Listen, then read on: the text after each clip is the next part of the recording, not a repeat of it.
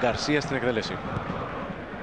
Στο δεύτερο δοκάρι ο Σαλπικίδης, από κοντά ο Τσιρίλο, η μπάλα στα δίχτυα. ΠΑΟΚ Πανσεραϊκός 2-1.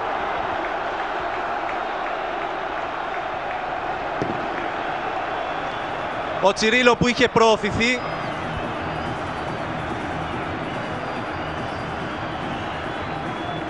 βρήκε τον τρόπο να αξιοποιήσει την κεφαλιά του Σαλπικίδη, με τον Τσιρίλο να πέφτει θύμα μιας απρόσμενης εξέλιξης στον πανηγυρισμό του. Δείτε και πάλι. Κεφαλιά του Ήβιτς. Ο Ιταλός εκεί έμεινε μόνος του στην μικρή περιοχή μπροστά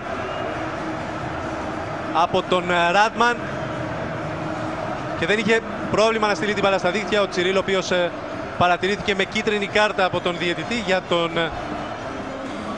πανηγυρισμό του.